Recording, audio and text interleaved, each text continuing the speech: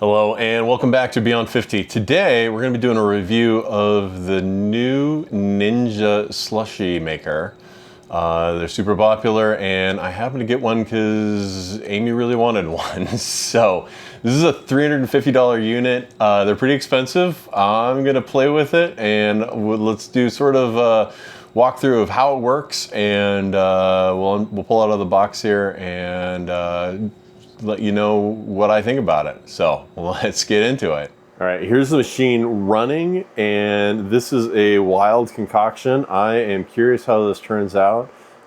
If you're seeing this right now, put in your comments what you think this is that's in here. If it's a chocolate drink, a coffee drink, something else that's brown.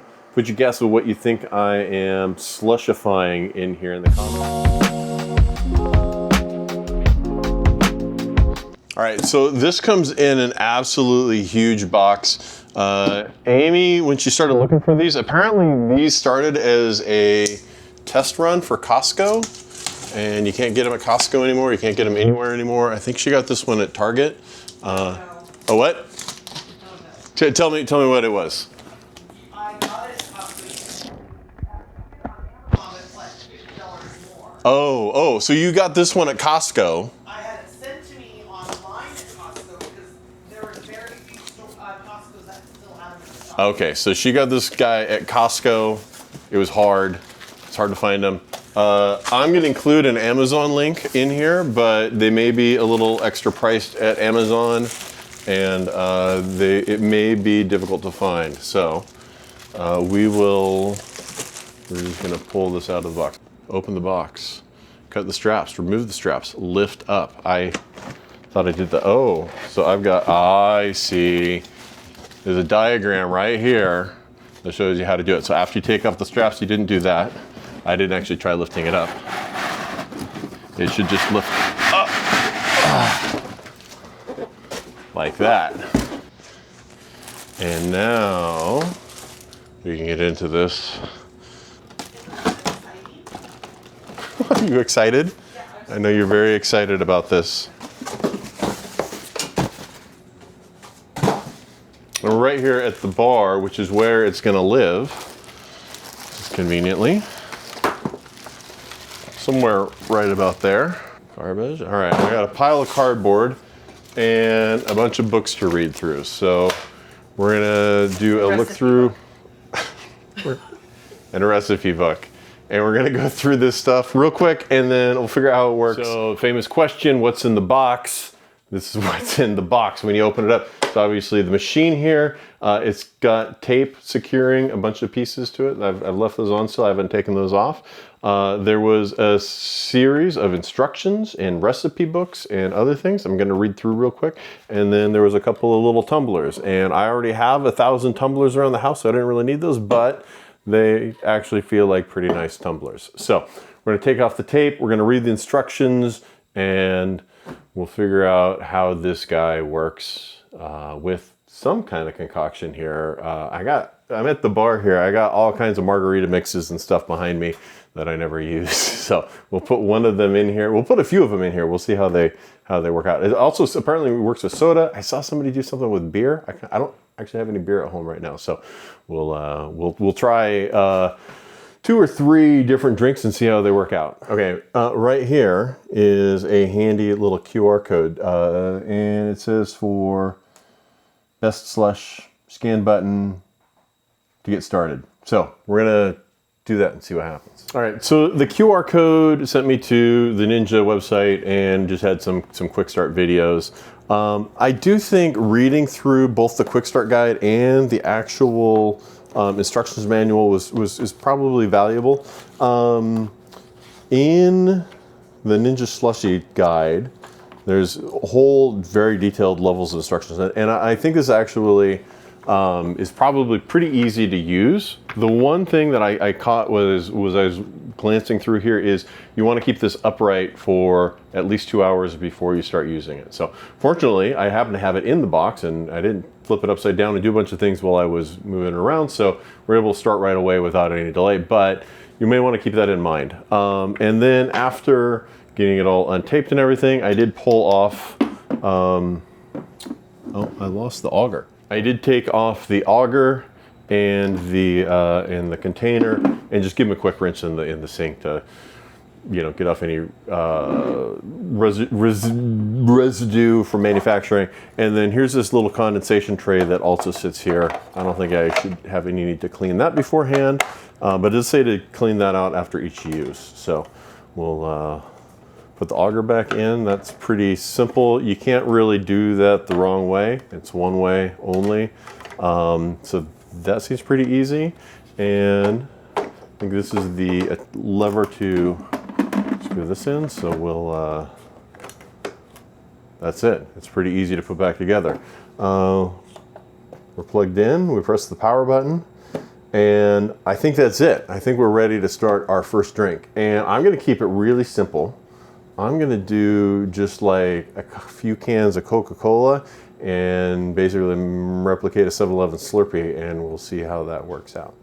All right, conveniently, I had 2 cans of Coca-Cola right here because I'm in the bar, and here's the lid to pour things in. So I think we're just gonna, oh, I might have shook that up a little bit while I was moving around. That's okay, I'm just gonna pour it in here. I don't even think I have to worry about it pouring it in slowly because I don't think I can overfill it, and we're gonna spin out any carbonation in it anyway. And then let's just press the function button till we get to, oh wait, oh, that's the rinser. Oh, I didn't want that. I wanted, how do I, oh, I press it right here. So, Barbatine, I don't know. Did we order a French one? I think ours is in French. Or is this sticker, oh wait, let's see. Do I pull this sticker off? All right, and it's in English. There was a sticker right there that was covering, I think this is French. Yeah. So the sticker here had for French. So if you want to use it in English, pull off the sticker and you get that. So we are set onto Slushie now, and we're good to go. Okay, so it's been in here for maybe 15, 20 minutes. It was pretty fast. 2 cans of Coke froze up really fast with this. It's pretty impressive how quickly it went. You can see they're all pushed right up here at the end. If I touch it, it's definitely cold. Pretty cool. Could wait, as I think, like 12 hours, it says, to just have this like this. So I'm going to dispense a little bit. So one thing I did forget to show was the drip tray right here. So we'll just put a little cup down there and dispense out some Slushie. Wow, it's just like going to 7-Eleven. That's pretty sweet. Oh, that's overfilled a little bit. Oh, that's pretty good.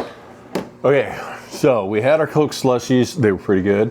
Or Slurpee. I don't know. It's a Slushie, but you know, we don't have to worry about copyright branding right now, I don't think, do we, 7-Eleven? So Slurpee, whatever. I turned it off for a little bit. It's warmed up, and so it's not. So I'm just gonna drain out what remains in there, and I've currently got it on the rinse cycle. And we're just gonna pour a little bit of water in here to let it rinse out. And if I wasn't going to use it again immediately, I would take it off and I'd clean it. Per the instructions, I'm not just making things up here. But I think this is gonna get it clean enough for, oh, let's wash it, be careful, to make the next drink. So this will let us just empty things out here. And we're pretty clean. You know, if I was like super worried about having a perfect cocktail and not cross-contaminating for flavor, not for hygiene, then I'd take it over to the sink, disassemble it, which is pretty quick, seems like, and we'd do that. But we're going to, let's turn off the rinse cycle and let's figure out what we're gonna do next. So I just grabbed this bottle of Hornitos Margarita, pineapple Margarita, and we're gonna pour some of this in here. And I'm not following a recipe. There's There's a bunch of recipes, and it seems like those are probably a great idea. But I kind of want to see how easy this works with just anything. So we're selecting some margarita mix. This is pre-mixed margarita. It's already got tequila in it. It's like 15% alcohol. There is some statements on here on the machine about, you know, if you're using a higher alcohol percentage something, you know, it's going to be a little harder to freeze up. That kind of makes sense just based on alcohol doesn't freeze very easily.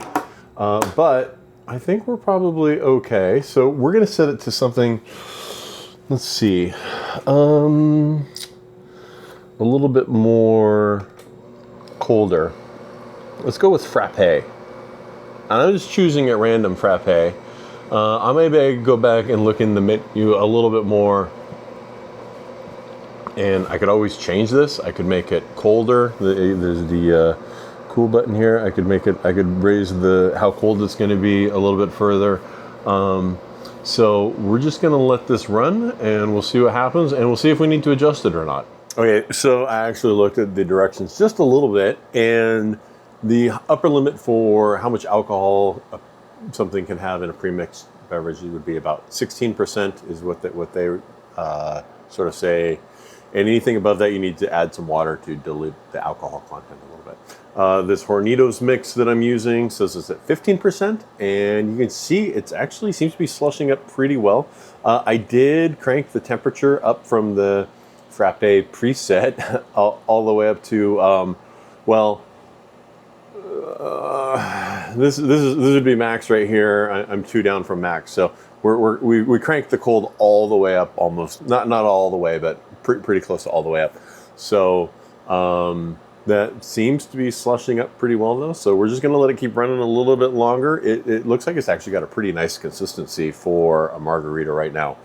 But we're going to let it go a little bit longer before we test it out, before we give it a taste test. Okay. I think this is because I was using a preset, and I'm using a high alcohol beverage. It's giving me this sort of warning that it can't quite make it frosty enough. So we're just gonna put it onto milkshake, and let it run. Actually, I'm curious if I choose frozen juice, you can see the different temperature for each of them. I think, you know what would make the most sense is actually saying a spiked slush, because that's really what a frozen margarita is what I should have selected as the preset. And if I'd done that, it would just work. So now that I've done that, we're just going to let it run a little bit longer. So a little bit of a learning curve on this, but very, very small. These are just things that I'm not necessarily reading the directions on, and we're just kind of winging it to see how easy this is to figure out on your own as you go, with checking the instructions a little bit. All right, so it beeped to me again. I don't think it liked the alcohol level of this. So we're at 15% and the max is 16. So I think we're right at the limit of what this can handle for alcohol. Honestly, it actually, and let's just turn it on a little bit so you can see what it looks like. It is a little bit slushy. I poured out a little bit. I had a sip. It is pretty good consistency for a frozen margarita, but I think it could get a little bit slushier. So I've turned it on again. I'm gonna dial up the temperature all the way, and I'm gonna just dilute it with a little bit of water. And this is one of the things they recommend, is if you do have something with too much alcohol, is to dilute it a little bit. So we put in maybe, I don't know, I just kind of was winging the amount there. A little bit of water in there, so that should dilute it a little bit. The water should hopefully freeze up, and maybe we'll get a little bit more of an icy consistency with this. We'll see how it works. So, trying it out. All right, I just let it go for a while after adding the water in. It's been like 20 minutes, and it is clearly slushed way up now. It is very slushy. And we're just gonna pour out a little sample here. Oh, that's very nice. And taste. Oh, that's good.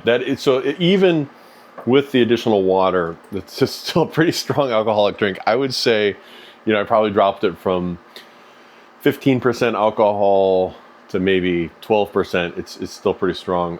It's good. It's tasty. So, all right, next I'm gonna empty this one out, and then we're gonna go with our third option, and we'll test one more thing out. All right, so I have my margarita. It's melting a little bit, but that's because it's been sitting here for quite a while I, first of all, I drained and flushed out the machine. Honestly, it's a pretty easy flushing out. So just like I did before, I just flush it out with a little bit of water, run it in here while it's on the rinse cycle. Let it run for a few seconds and then drain it out. And it's honestly at that point it's pretty clean. And again, I think if I was doing a you know, once I'm done for the day, or I'm not going to use it for a few days, I'm going to give it a solid cleaning in the sink. I didn't read it anywhere, but I would not put any of this stuff in the dishwasher. I don't think it would hold up to that very well. But we're up for the final test, and this time I'm trying something very different. I had to run to the store, which is also why my margarita melted a little bit,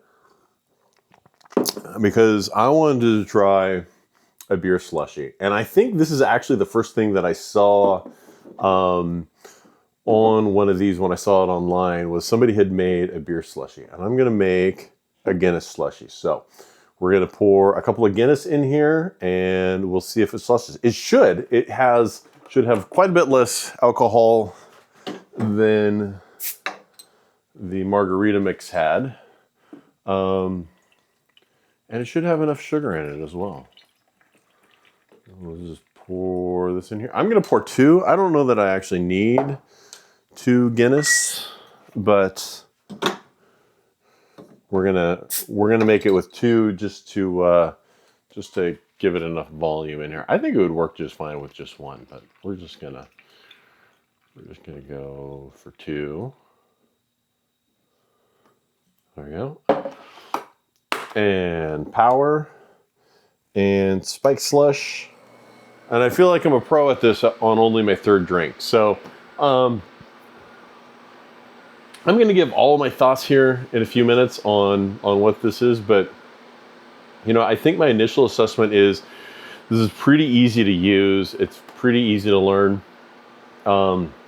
It did take just a little bit of like, hey, I wanted to use it once or twice to get some of the understanding of it. And that is it. It's cool. Actually, I think the Guinness in here might be my favorite one to watch so far. It's just the amount of foam it's creating is a lot. So, okay. The Guinness has been going for like 10 minutes and it is actually like absolutely, it's huge. It blew up. So I'm a little curious on this because it's very thick. It must have retained some of its foam. It feels very light. Let's try a sip of this guy. Oh, it tastes like beer. It is airy. It is very, it's definitely got some air in there. I'm surprised how much of the air the Guinness kept in there. Oh, that's cool. I don't know if I would drink a lot of the it's just maybe a little too airy. It's unique. It's different though. It's definitely got some ice crystals have definitely formed in there. You can see the little dark spots are, I think, the ice crystals. This turned out pretty good though. That's actually, you know what? Maybe my first sip was misleading. That's actually pretty fantastic. So what are my thoughts on the Ninja Slushie Maker? I'm just gonna make up a scale. This is the Beyond 50 scale, which is 0 to 50, obviously. And I think I'm gonna give it a 40, and I'll explain why. There's a bunch of pros, and mostly I think it's amazing. So, first of all, it does what it says it'll do. It will slush almost anything. There is some limits though, so it won't slushify sugar-free stuff. Apparently you need to have at least some amount of sugar, and alcohol above 15%. it won't do. But as we saw with making the margarita, it's pretty easy to handle. So if you start mixing something and it's got too high of an alcohol content, you can just add a little bit of water and it'll fix it. So I actually thought that was pretty good. And really 15% alcohol drink is pretty heavy. You know, that's above most wines. That's a pretty strong mixed drink. So yeah, you're not going to have a Manhattan or something like that that's going to work. But you know, most of your sweet drinks and those sort of things that you would want to slushify are going to be slushified. The other thing, and particularly with the margarita, one of the things that I thought was really nice about having margarita slushy compared to a blended margarita was you don't get the large chunks of ice. So because this isn't, look, I don't care how long I put a margarita in the blender for, I'm not going to get all of the chunks of ice out. It's always some there where you're sucking it off. And I think that just isn't as nice as this that slushifies it and it just doesn't allow the ice crystals to get that big. I noticed, look, there's a little bit of ice crystals in this Guinness, but they're pretty small, smaller than what I would think of I would be annoyed with in a blended margarita. And look, I've never had a slushified beer, let alone a slushified Guinness before. So I think that's a big plus in favor of this guy. The next thing, it seems to be fairly easy to clean. It's got the rinse cycle. Honestly, well, I haven't cleaned out the beer yet, but the other two drinks, when I rinsed them out, it was pretty rinsed out when it was done. So I still think I should pop it out and run it through the sink real quick. But for the most part, I think it's going to be fairly easy to keep clean and maintained. So also a plus. Also, it's pretty easy to learn. So for making 3 completely different drinks, I really didn't read the manual that heavily. I really didn't follow a recipe book, but it seemed fairly intuitive and fairly easy and pretty hard to screw up. So I think that's a big plus on it. Another thing, and I did look around a little bit, the Ninja's online site, so they give us a bunch of recipes in the book here, but the online site, the Ninja Test Kitchen, seems to have a ton of additional recipes. So there's a bunch of stuff that you can make, and regardless of what your preferences are for flavor, whether you want chocolate or coffee or beer, there's options for you in that test kitchen. So I think there's a wide variety of things that you can make, and so you do have a lot of options that you have with this. Now, the one downside that I think comes with this is the cost. It is pretty expensive, $350 for a appliance that you may use once a week or some sort of frequency like that is pretty steep. I do feel that the cost is justified, though. This is a pretty complex piece of machinery. It has all of the cooling and refrigeration built into it. So you're not adding ice to it. You're not having to blend up ice and add it to it. You're literally just putting in your beverage and letting it do its thing. And so it does have refrigeration in it. It does have clearly a motor that's spinning the auger. I think there's a lot that goes into this, and it feels pretty well built. So from that standpoint, I understand why it's $350, but that might be hard for a lot of people to justify spending the money on something that they're not going to use that frequently, or maybe just a little bit of a novelty. So hopefully I'll use it a lot. My waistline may not be super happy with me using a lot, because a lot of these drinks would be sugary drinks, but I think that's where it is. So on the Beyond 50 scale, it's at a 40, mostly for the cost, but the cost is justified. And so that's it. So this is one of the first reviews we've done on here. We did the Burton Binding review, and there's been a couple other little things. But I think this is the first really big appliance type product review. We'll try and do a few more if there's something that seems interesting. If you think this was cool, you want to know more about it, put some comments in. I'll try and respond. If you have questions, I'll see if I can answer them. And I hope you enjoyed this. So thanks for watching, and we'll see you next time.